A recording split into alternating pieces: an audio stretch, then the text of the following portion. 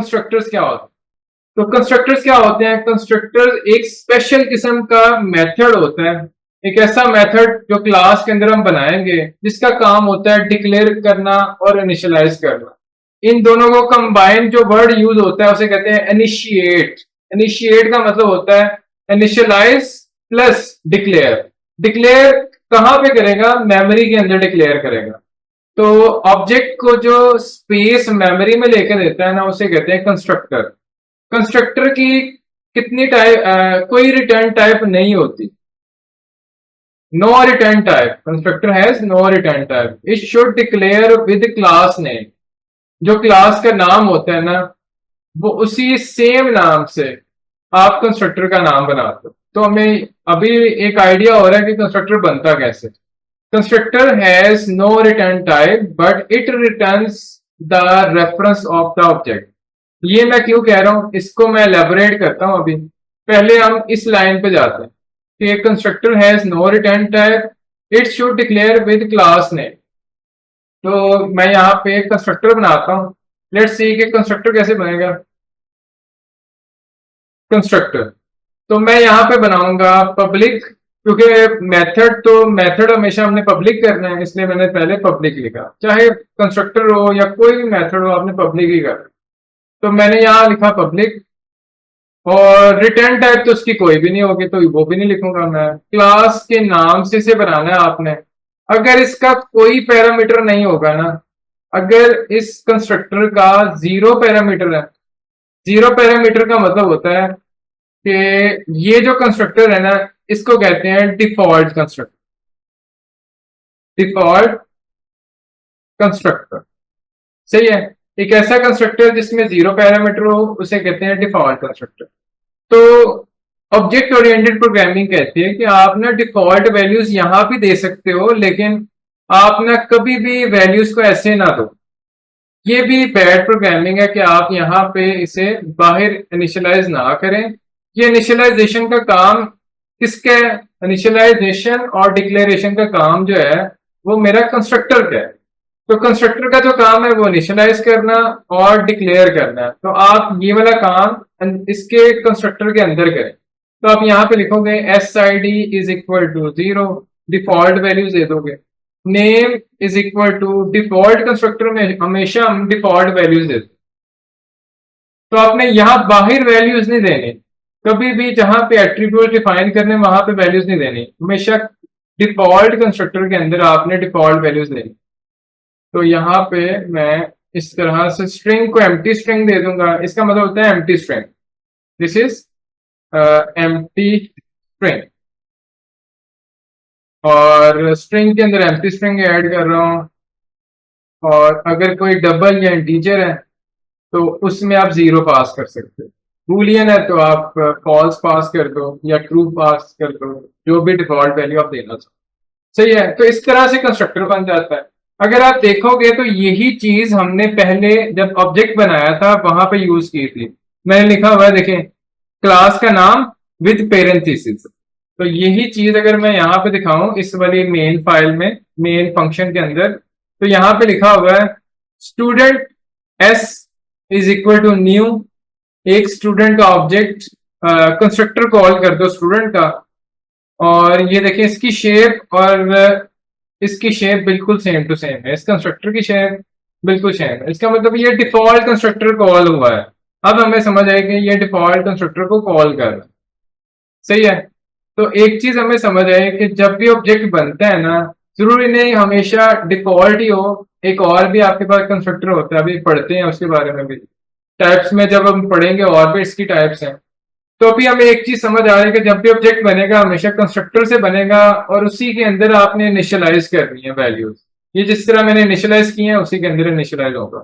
तो let's see कि इसके अंदर जो नेक्स्ट लाइन थी उसको मैं एलेबोरेट कर दूं। ये कहता है कि constructor has no return type but it returns the reference of the object. Reference of the object से क्या मुराद है? वो कहता है कोई रिटर्न टाइप नहीं है। ये यहाँ पे अगर मैं दिखाऊं तो इसके पीछे मैंने कुछ भी वर्ड तो नहीं लिखा हुआ ना, या मैंने इंटीजर तो नहीं लिखा हुआ, कुछ भी नहीं लिखा हुआ। तो इसका मतलब इसकी रिटर्न टाइप वर्ड भी नहीं है, कुछ भी नहीं इसकी रिटर्न टाइप। इसकी रिटर्न टाइप कोई भी नहीं है।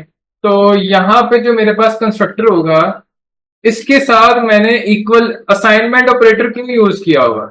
असाइनमेंट ऑपरेटर तो ये होता है कि राइट साइड वाली वैल्यू को आप कॉपी कर देते हो लेफ्ट साइड वाले वेरिएबल के अंदर। यही करते हैं ना असाइन। असाइन का मतलब यही होता है कॉपी कर देना इसके अंदर, या असाइंड कर देना। ठीक है, तो ये जो असाइन आप कर रहे हो तो कुछ ना कुछ तो ये रिटर्न कर ही रहा होगा ना। तो वो कहता है कि ये असल में क्या रिटर्न करता है, ये करता है reference of the object. Reference कहते हैं एड्रेस को, एड्रेस ऑफ द ऑब्जेक्ट को रिटर्न करता है। ठीक है, तो थोड़ा सा इसे पेंट में समझ लेते हैं। लेट्स सी कि हमने जो क्लास बनाई है ना, जब आप एस बनाओगे और क्लास बनाओगे उसमें क्या होगा, मैं मेमोरी के अंदर जाता हूँ, रैम को हम डिवाइड करते हैं दो पोर्शन में, ये हमने पिछली बार भी किया था। तो एक आपकी जो पोर्शन है उसे कहते हैं स्टैटिक मेमोरी, दूसरे को हम बोलेंगे डायनामिक मेमोरी। दो तरह की मेमोरीज है मेरे पास, dynamic memory, static memory. Static memory के अंदर मेरे पास यहाँ पे जब मैं ये वाली लाइन लिखूंगा ना, ये लाइन लिखूंगा, उसके बाद बिहाइंड द सीन मेमोरी के अंदर क्या होगा वो चीज मैं बता रहा हूँ। तो क्या होगा, स्टूडेंट एस के नाम से एक ऑब्जेक्ट बन जाएगा। तो यहाँ पे मैंने एक ऑब्जेक्ट बनाया, इसका नाम है एस। इसकी टाइप क्या है, इसकी टाइप है स्टूडेंट। स्टूडेंट टाइप का ऑब्जेक्ट बन गया। इसका साइज क्या होगा, इसका साइज होगा 4 बाइट्स, और इसका कोई ना कोई एड्रेस भी होगा, 0x1122।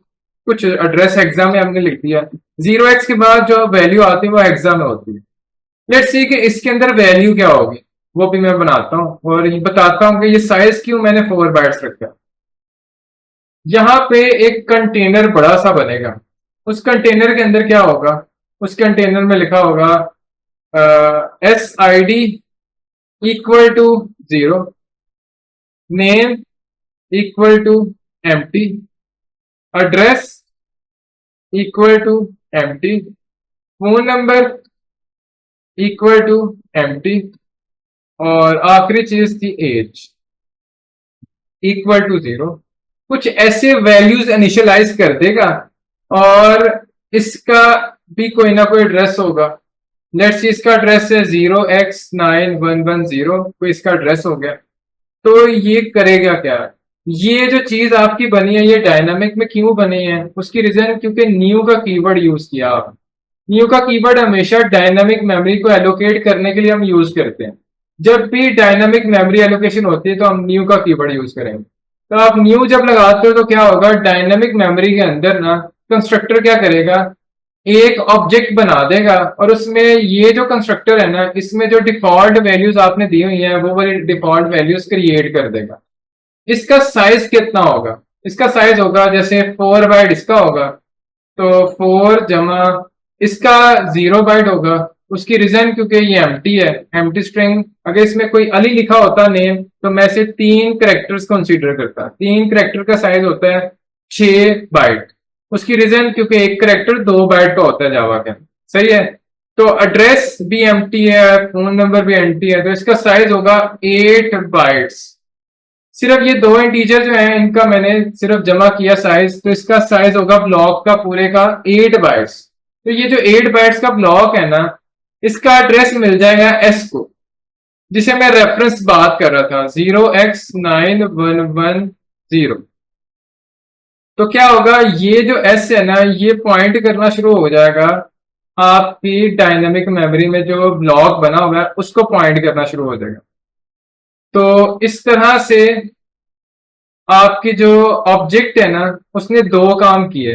दो काम कौन से किए, सबसे पहले उसने काम किया डिक्लेयर करने का। लेट्स सी कि मैं यहाँ पे, इसके दो काम है, पहले डिक्लेयर करो। तो उसने ना एक यहाँ पे बॉक्स क्रिएट किया, डिक्लेयर किया, इसे कहते हैं डिक्लेरेशन। सबसे पहले उसने डिक्लेयर किया, डिक्लेयर किया, फिर उसके अंदर इनिशियलाइज किया, ये values they the.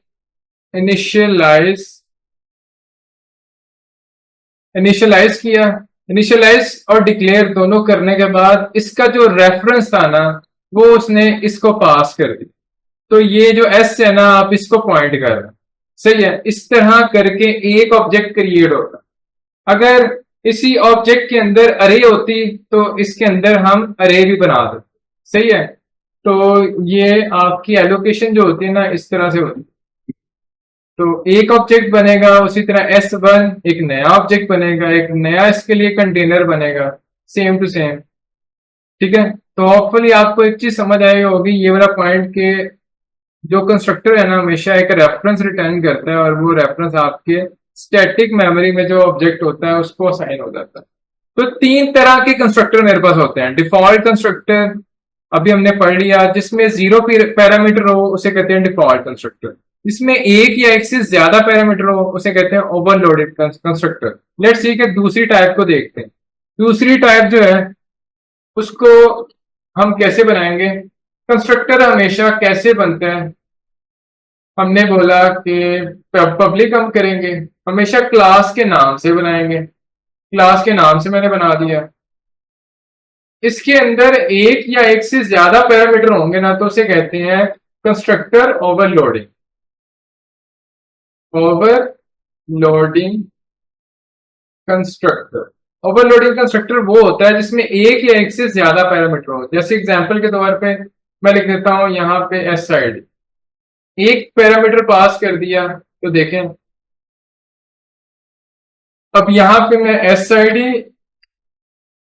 Is equal to S I D अगर मैं लिखता हूं, तो ये क्या करेगा, यहाँ पे ना एक वार्निंग जनरेट कर रहा है। उसे कह रहा है मैं कंफ्यूज हो रहा हूँ कि ये जो एस आई डी है ना, ये आपने ये भी सेम है, और जो ऊपर आपने मेंबर बनाया हुआ है ना वो भी सेम है। तो यहाँ पे ना हम डिफरेंट करने के लिए कोड वाइज यहाँ पे लिख देते हैं दिस डॉट। दिस डॉट क्या करता है, ये करंट आपकी क्लास के जो मेंबर्स है ना उनको एक्सेस करने के लिए हम यूज करते हैं। तो दिस डॉट जो कीवर्ड है वो यूज होता है आपके करंट क्लास के मेंबर्स को एक्सेस करने के लिए। ठीक है, लेट्स सी कि मैं एक और कंस्ट्रक्टर बनाने की कोशिश करता हूँ, पब्लिक स्टूडेंट, और यहाँ पे लिख देता हूँ इंट, दूसरा भी इंट। एक एस आई डी हो जाएगा, दूसरा एज हो जाएगा, सही है। क्या मैं और भी कंस्ट्रक्टर बना सकता हूँ, लेट्स सी कि मैं स्टूडेंट यहाँ पे स्ट्रिंग कर देता हूँ, दूसरा भी स्ट्रिंग कर देता हूँ। एक को मैं कह देता हूँ नेम, दूसरे को कह देता हूँ एड्रेस। लेट्स सी कि मैंने क्या किया है, ये मैं कॉन्सेप्ट बता रहा हूँ ओवरलोडिंग कॉन्सेप्ट। जैसे हमने फंक्शन ओवरलोडिंग पढ़ा था, उसी तरह ये ओवरलोडिंग असल में क्या है, ये ओवरलोडिंग है कि एक ही सेम रिटर्न टाइप, किसी इसकी रिटर्न टाइप होती नहीं है, तो इसलिए मैं कह रहा हूँ सेम ही है। इसकी भी नहीं है, इसकी भी नहीं है, इसकी भी नहीं, किसी की भी रिटर्न टाइप नहीं। ये कंस्ट्रक्टर एक पैरामीटर वाला है, ये दो पैरामीटर वाला है, ये भी दो पैरामीटर वाला है। इसमें और इसमें क्या फर्क है, इसमें डेटा टाइप चेंज है। इसकी डेटा टाइप इंट इंट है, इसकी डेटा टाइप स्ट्रिंग स्ट्रिंग है। तो दोनों की डेटा टाइप या चेंज हो तो ओवरलोडिंग मेथड या ओवरलोडिंग कंस्ट्रक्टर, अगर वही काम आप किसी फंक्शन के साथ ओवरलोडिंग करोगे तो फंक्शन ओवरलोडिंग उसे बोलेंगे। मेथड के साथ ओवरलोडिंग करोगे, यानी वो कंस्ट्रक्टर ना हो, कोई मेथड हो, यानी प्रिंट का मेथड है या कोई आपका कैलकुलेशन का मेथड है, सम का मेथड है, उसको आपने उसके ऊपर ओवरलोडिंग करोगे तो मेथड ओवरलोडिंग हो जाएगी। अगर आप कंस्ट्रक्टर के ऊपर ओवरलोडिंग करोगे तो उसे कहते हैं ओवरलोडिंग कंस्ट्रक्टर, सही है। तो ओवरलोडिंग कंस्ट्रक्टर के रूल्स क्या हैं, मैं यहाँ पे रूल्स की बात करता हूँ। Rules of overloading. ओवरलोडिंग के रूल क्या है, तो पहला रूल बताता हूं। रूल है rule number 1, constructor with same return type, same name but different parameters. जिसके पैरामीटर्स डिफरेंट हो वो भी कंस्ट्रक्टर ओवरलोडिंग होता है। नंबर 2, कंस्ट्रक्टर विद, इसे मैं कॉपी कर लेता हूँ टाइम बचाने के लिए, with same name same return type. एक ऐसा कंस्ट्रक्टर जिसके नाम भी सेम हो और रिटर्न टाइप भी सेम हो लेकिन डेटा टाइप डिफरेंट हो, data type of parameters but different data type of parameter, parameters की डेटा टाइप डिफरेंट हो। तीसरा rule, rule number 3, constructor with same name, same return type, same name but different sequence of parameter. अब ये sequence कैसे change होता है, हमने ये दोनों देख लिए। नंबर ऑफ पैरामीटर्स या तो डिफरेंट हो जाए, different number of parameters, number of parameter.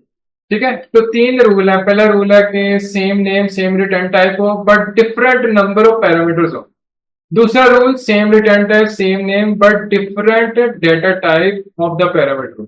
तीसरा रूल कि same return type same name but different different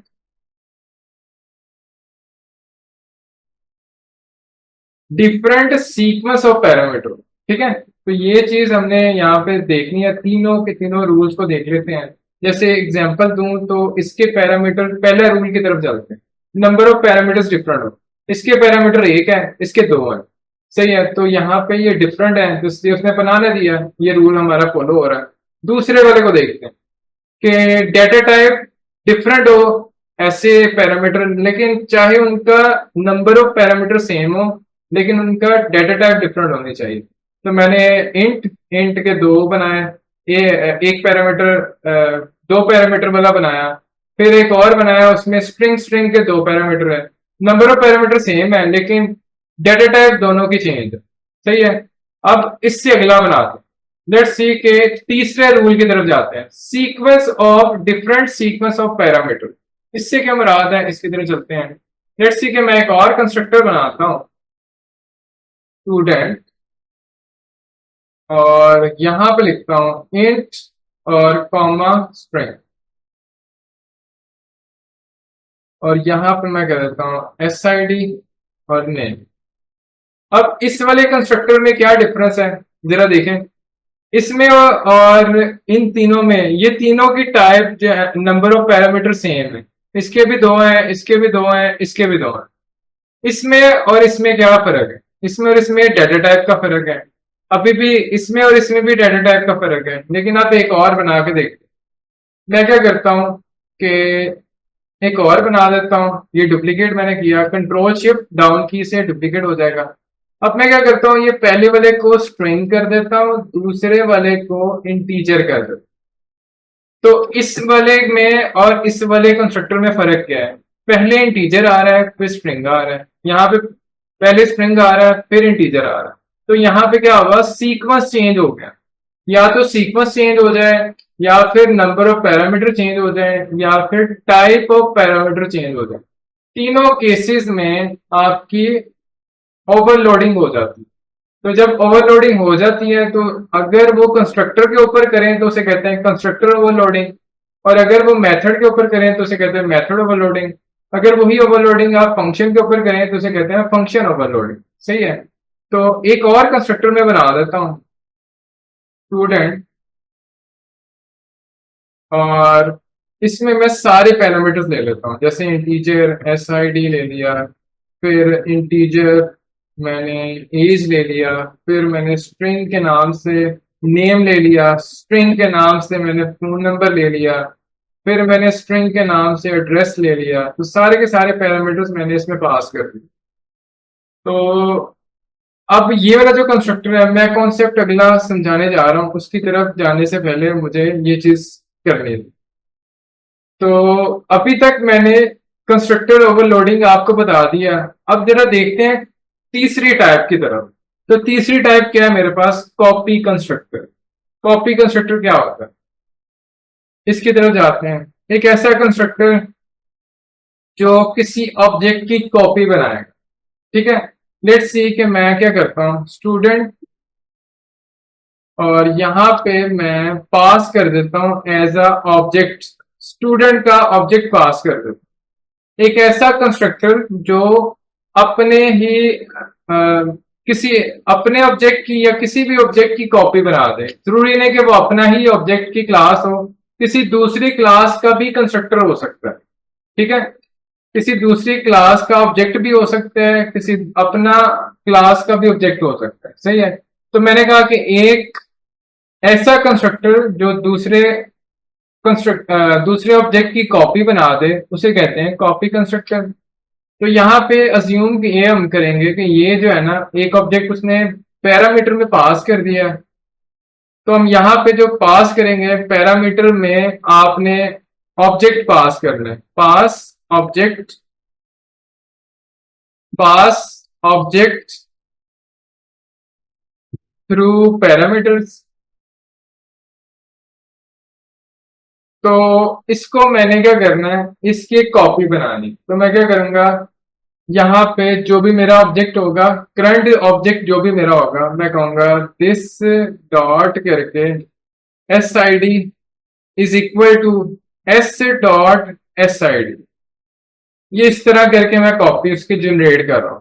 सही है। तो this dot name is equal to S dot name. हर एक एट्रीब्यूट की कॉपी, यानी ये जो इनपुट है ना, ये असल में पैरामीटर क्या होती है, इनपुट। यूजर ने जो इनपुट दी है उस सब्जेक्ट की हर वैल्यू को मैं अपने करंट क्लास के हर मेंबर में कॉपी कर दूंगा। इसे कहते हैं कॉपी कंस्ट्रक्टर। ठीक है। तो मैं यहाँ पे फोन नंबर लिख लेता हूं, तो एस डॉट फोन नंबर लिखूंगा। This dot address is equal to S dot address.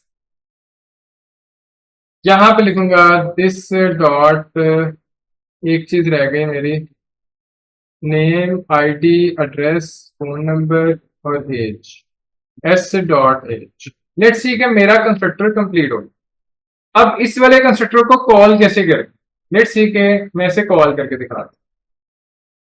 मैं यहां से एक कंस्ट्रक्टर बनाता हूं, इसको मैं जरा रिमूव कर दूं। मैं यहां पे लिखता हूं एस स्टूडेंट।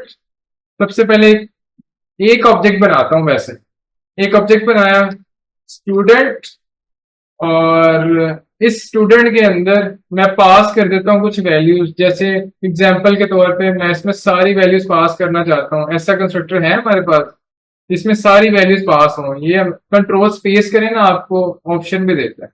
तो मैं ना सारी वैल्यूज इसमें पास कर देता हूँ। तो सबसे पहले मुझे आईडी पास करना है, ये मुझे बता भी रहा है। तो मैं आईडी दे देता हूँ 1016, और नेम दे देता, और फिर एज हमने पास करना है तो एज 25। नेम दे देता हूँ for example Ali. Phone number दे देता हूँ जैसे 03433894 और एड्रेस दे देता हूँ फॉर एग्जांपल कोई भी एक डमी वैल्यू दे देता हूँ। ठीक है, लाहौर। इस ऑब्जेक्ट की मुझे कॉपी बनानी है, तो मैं क्या करूंगा, student copy object. Copy object के नाम से मैंने एक वेरिएबल बनाया, और मैं क्या करूंगा, न्यू न्यू करके स्टूडेंट। अब कॉपी कंस्ट्रक्टर वाले को कॉल करूंगा और एस पास कर दूं। ठीक है। तो ये क्या करेगा, एस के अंदर जो वैल्यूज हैं ना, एस के अंदर जो वैल्यूज हैं ये इस तरह बनेंगे। ये मैं आपको डायग्राम में दिखा रहा हूँ। इस तरह का एक ऑब्जेक्ट बनेगा, उसमें ये वाली वैल्यूज इनिशियलाइज हो जाएंगी जो आप पास करोगे। जैसे इसमें पास किया हुआ आईडी आपका 1016 हो जाएगा, एज आपकी 25 हो जाएगी, नेम अली हो जाएगा, फोन नंबर ये हो जाएगा, एड्रेस ये हो जाएगा, और वो एस में वैल्यू असाइन हो जाएंगे। फिर क्या होगा, एस की ना एक नई कॉपी बन जाएगी। नई कॉपी से मुराद इस तरह का एक नया ब्लॉक एक और मेमोरी में क्रिएट होगा, और ये सारी वैल्यूज उसमें कॉपी हो जाएंगी और उसका एड्रेस इस वाले को मिल जाएगा। लेट्स इसे प्रिंट करा के देखते हैं। मैं क्या करता हूँ, एस डॉट प्रिंट वाले को कॉल करता हूँ। इसका प्रिंट पहले कॉल करते हैं, फिर हम क्या करते हैं, एस आउट करके ना डिफरेंस बताते हैं। Copy object data, copy object का भी डेटा प्रिंट करा लेते हैं। तो मैं यहाँ लिखता हूँ कॉपी ऑब्जेक्ट डॉट प्रिंट, इसको भी कॉल कर। लेट्स सी के ये मुझे क्या आउटपुट देता है। तो लेट्स सी के हम यहाँ पे देखें तो मेरे पास ना अभी उसने जो वैल्यूज मुझे दी ना कुछ भी इनिशियलाइज नहीं किया उसने। इसमें मेरे पास नल वैल्यूज ही आ रही हैं, डिफॉल्ट वैल्यूज क्यों आ रही हैं? ऐसा क्यों है? क्योंकि मैंने ना ये जो कंस्ट्रक्टर था ना, ये जो कंस्ट्रक्टर था इसमें मैंने सारे पैरामीटर्स पास किए थे, इनको इनिशियलाइज ही नहीं किया था। तो मैं यहाँ पे इनिशियलाइज कर देता हूँ। जैसे फॉर एग्जाम्पल कैसे इनिशियलाइज करेंगे? This dot S I D is equal to, ये जो एस आई डी की वैल्यू है ये यहाँ पे लिख दें, ये यहाँ पे आप असाइन कर दो। उसी तरह दिस डॉट नेम की वैल्यू नेम में आ जाएगी। दिस डॉट किसी भी सीक्वेंस में, सीक्वेंस मैटर नहीं करता, ठीक है, कोई भी सीक्वेंस आप लिख सकते हो,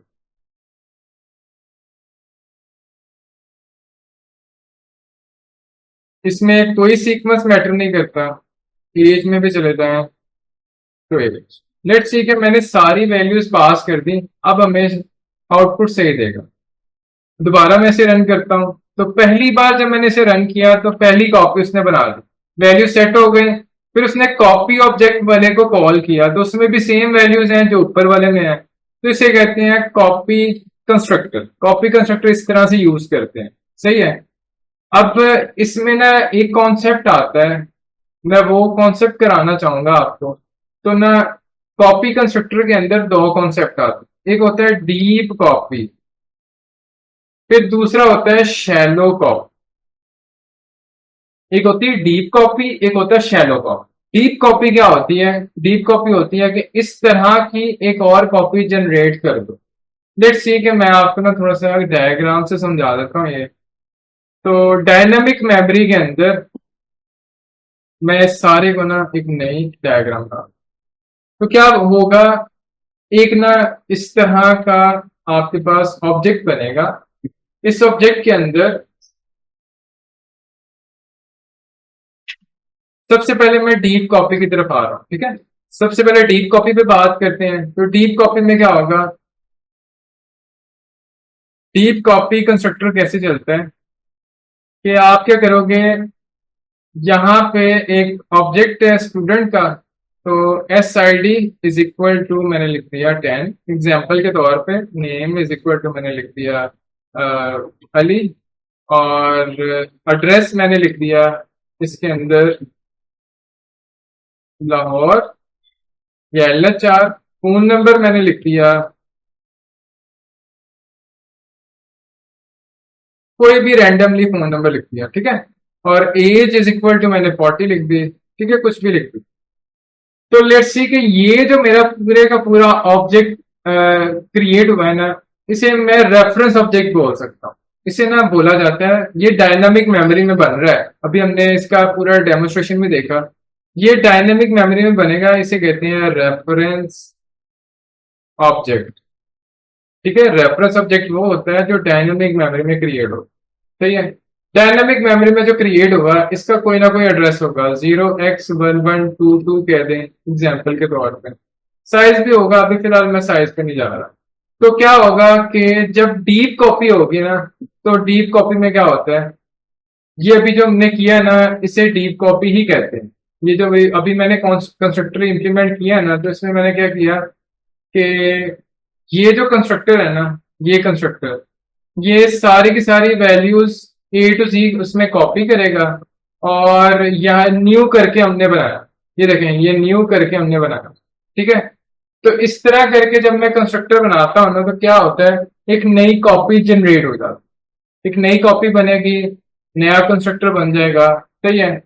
तो इसे कहते हैं डीप कॉपी। ये जो कॉपी कंस्ट्रक्टर अभी हमने किया, ये किस तरह की कॉपी हो रही है? डीप कॉपी से बोलते हैं। डीप कॉपी क्यों बोलते हैं, मैं इसकी रीजन बता देता हूँ। फॉर एग्जाम्पल ये जो एस था ना, एस एस में जो आपने वैल्यू सेट कराई थी ना, ये एग्जाम्पल ले लेते हैं कि ये जो वैल्यूज आपने बाय डिफॉल्ट सेट कराई थी एस को मिलेंगी जब ये वाली लाइन चलेगी ना। जब ये वाली लाइन चलेगी तो ये सारी वैल्यूज एस को असाइन हो जाएंगी। ये हमारा एस है। तो इसके अंदर इसके बाद रेफरेंस आ जाएगा 0x1122। लेट्स सी के इसको मैं थोड़ा सा छोटा कर देता हूँ ताकि इसके अंदर कंप्लीटली इसके अंदर आ जाए, सही है।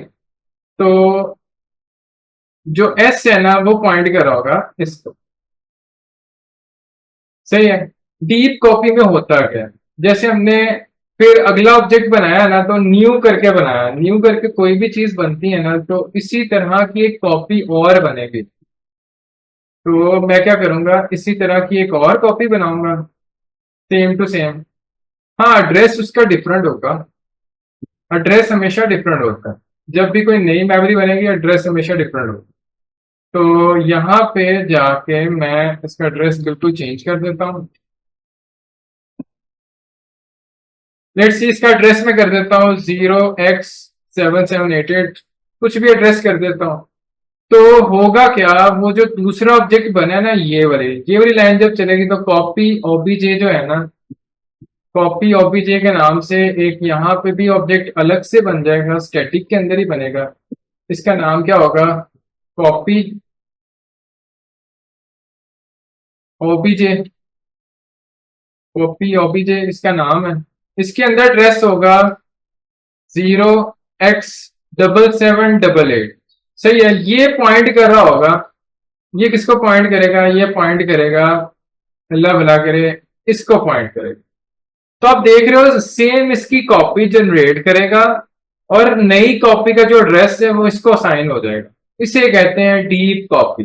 डीप कॉपी क्या होती है कि एक उतनी ही साइज का सेम टू सेम आप डिक्लेयर करो और फिर जो वैल्यूज यहाँ पे इनिशियलाइज है वही यहाँ पे इनिशियलाइज करो, और उसका एड्रेस जो नए वाला क्रिएट किया उसका एड्रेस नए ऑब्जेक्ट को दे दो। इसे कहते हैं डीप कॉपी। शैलो कॉपी में क्या होता है, शैलो कॉपी में होता है कि अगर मैं ये काम न्यू से क्रिएट ही ना करूं, मैं कुछ ऐसे कर दूं। अब ये मैं शैलो कॉपी बता रहा हूं, शैलो कॉपी क्या होता है। शैलो कॉपी में ये होगा कि जब आप लिख दोगे ना कॉपी ओपीजे इक्वल टू एस, इस तरह की जब कॉपी बनती है ना, ये फिर भी कॉपी कंस्ट्रक्टर कॉल हो जाता है और इस तरह वो कॉपी कर देगा। तो वो क्या करेगा, इसकी सारी चीजें इसमें कॉपी हो जाएंगी।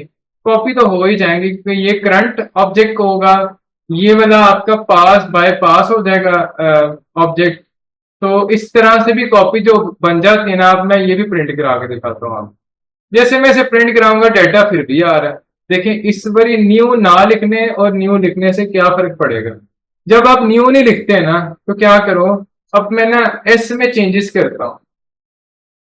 लेट्स सी कि मैं क्या करता हूँ, जो आपका कॉपी कंस्ट्रक्ट कॉपी ओबीजे है ना डॉट करके, इसे मैं फिलहाल क्योंकि प्राइवेट किया हुआ ये एक्सेसिबल नहीं होगा, मैं आपको बताने के लिए सिर्फ ये कर रहा हूँ। अभी के लिए मैं इसे नेम को चेंज कर दूँ, ठीक है। प्राइवेट नहीं है, इसे मैं पब्लिक कर देता हूँ ताकि मैं एक्सेस कर सकूं, सिर्फ कॉन्सेप्ट समझाने के लिए, सही है। वरना आपने प्राइवेट ही कर। तो मैं क्या करता हूँ, एस की बजाय यहाँ पे लिख देता हूँ copy OBJ dot S is equal to Bilal कर दो। यहाँ पे कर दो बिलाल, सही है। आप इसे प्रिंट करा के दिखाओ। तो जब मैं इसे प्रिंट कराऊंगा ना, यहाँ तो मैंने किया नेम, नेम को करना था, सॉरी। नेम को आपने सिर्फ एक एट्रीब्यूट को मैंने चेंज किया बिलाल। सही, आप बहुत सारे और भी कर सकते हैं, फिलहाल मैं डेमो दे रहा हूं आपको। तो जैसे मैं इसे चेंज करूंगा ना, तो प्रिंट कराऊंगा तो यहाँ पे देखो, दूसरे वाले में तो बिलाल ही आना चाहिए था कॉपी के बाद, लेकिन अगर मैं पहले वाले को भी देखूं ना वहां पे बिलाल आ गया है। ये देखिए ये कैसे हो गया, चेंज तो मैंने कॉपी ओपीजे में किया था, एस में कैसे चेंज हो गया। ठीक है, आप देख रहे हो ना इसकी, ये तो मैंने कॉपी किया हुआ है, लेकिन आप जो चेंजेस इसमें इसके एट्रीब्यूट में करोगे ना, एस में ऑटोमेटिकली चेंज हो जाएंगे। इसे कहते हैं शैलो कॉपी। तो शैलो कॉपी का कॉन्सेप्ट कुछ ऐसा है कि इसमें ना अब क्या होगा, ये जो है ना आपके पास अलग से कॉपी नहीं बनाएगा। शैलो कॉपी के केस न्यू करके कोई चीज नहीं बनेगी। वो क्या करेगा, जो एस को मेमोरी मिली हुई है ना, जब आप ये लाइन लिख देते हो ना, ये वाली लाइन लिखोगे student copy OBJ is equal to S, इस तरह भी जो कॉपी कंस्ट्रक्टर होगा उसे कहते हैं शैलो कॉपी। तो ये करेगा क्या बिहाइंड द सीन, ये क्या करेगा कि ये जो डायनामिक मेमोरी एलोकेट हुई है, इसी चीज को अब ये शैलो कॉपी का प्रोसेस।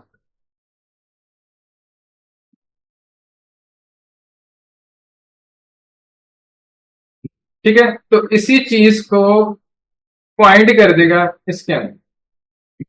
और कॉपी अलग से नहीं बनाई उसने, डायनामिक में अलग से कॉपी नहीं बनाई, कॉपी वही रहेगी, लेकिन रेफरेंस दोनों के पास अब डिफरेंट चला गया। जब वो दोनों एक ही जगह पे पॉइंट कर रहे हैं, तो अगर ये भी ये चेंजेस करेगा ना तो इसमें ऑटोमेटिकली हो जाएंगे। एस कोई चेंजेस करेगा वो कॉपी में ऑटोमेटिकली हो जाएंगे। तो कई बार हम शैलो कॉपी भी करते हैं, कई बार हम डीप कॉपी भी करते हैं। सही है, तो जहां पे जो रिक्वायरमेंट हो वही हम करते हैं। यहाँ पे होगा 0x1.22। ठीक है, तो इस तरह से मैं शैलो कॉपी क्रिएट करता हूँ। लेट्स सी कि दोनों में थोड़ा सा अगर मैं बात करूँ तो फास्ट कौन सा है, तो डीप कॉपी ज्यादा फास्ट है या शैलो कॉपी ज्यादा फास्ट? तो मैं कहूंगा शैलो कॉपी ज्यादा फास्ट है as compare to deep copy, क्योंकि उसमें एक नई कॉपी पहले वो क्रिएट करता है, डिक्लेयर करता है मेमोरी, फिर इनिशियलाइज करता है, थोड़ा सा एक्सपेंसिव प्रोसेस हो जाता है। यहाँ पे शैलो कॉपी में सिर्फ रेफरेंस पास कर देता और कुछ भी नहीं करता, नई मेमोरी नहीं क्रिएट करके देता। होपफुली आपको डीप कॉपी शैलो कॉपी की समझ आई हो।